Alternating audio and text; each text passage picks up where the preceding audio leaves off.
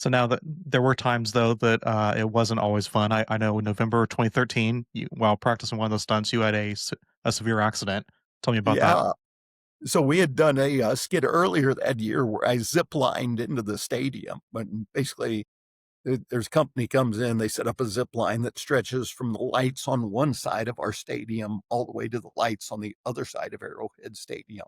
And then I would get harnessed in, jump out of the lights, and I'd zip line across the stadium on the zip line. And crowd just absolutely loved it. So a couple months later, we decided we'd do it again, but we didn't want to do the same thing. So we decided I was going to bungee jump and zip line, which means basically the same thing, but instead of just a 3 foot, you know, rope that I was tied to or belt, I was on a bungee cord, so I was going to jump out of the lights. I was supposed to fall for about 20 feet. The bungee cord was supposed to catch me, bounce me back into the air, and I was going to zip line out over the field. So, supposed to be the greatest mascot entrance ever.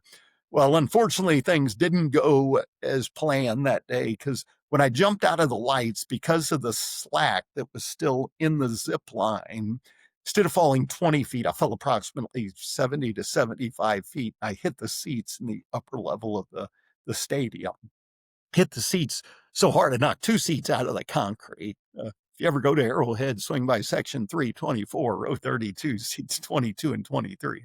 Those look a little bit newer. That was thanks to me. But yeah, so thankfully, this all happened on the Saturday before the game. The next day was the game. So we were just doing a practice run. And that's when I got hurt. But when I say I got hurt, not only did I damage the seats, they did a pretty good job on me too. I broke 7 ribs, collapsed my left lung, shattered my tailbone, cracked my sacrum, the bone your tailbone attaches to. Got a big gash on the back of my left leg that required a lot of stitches. And then I got several units of blood because I'd lost a lot of blood after I'd hit the seats. But then my worst injury, they discovered I'd broken the T12 vertebrae in my back, and the next day I had surgery, and I've now got these new titanium rods that stabilize that part of my spine. So, but yeah, I spent 9 days in hospital and 6 months off of work doing therapy and rehab, just trying to get back to where I was. And so, but yeah, those kind of experiences will change you. They'll open your eyes as to what's important in life and what's not so important. And yeah, just learn so many lessons during that challenging and difficult time. I, I've always believed that there's no such thing as accidents. They're all just incidents in God's perfect plan for my life. And I believe that. I look back on it now.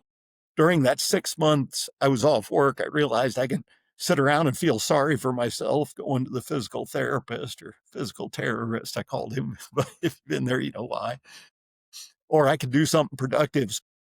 When I'd finish my physical therapy appointments, I'd come back home and I decided I'd write a book. And so I did. I wrote my first book called Wolves Can't Fly, since I proved that wolves can't fly. But it's all about my career as a tiger and a bird and a wolf and places I've been all over the world and people I've met and just, I mean, crazy mascot stories. I could stand here all day and tell you crazy mascot stories. I mean, I've walked 5 women down the aisle on their wedding day dressed in a costume. I've been best man in probably 10 or 11 weddings, and I didn't even know who the groom was. I was his best man. I stood in a wolf suit wearing a tuxedo, holding a ring in my paw. And I've been flower girl in weddings and just, but I had people tell me for years, you just got so many crazy stories that you should write a book. Well, I figured this is my opportunity. And so I did. I wrote this book. And the best thing about writing a book is people think you're smarter than you really are.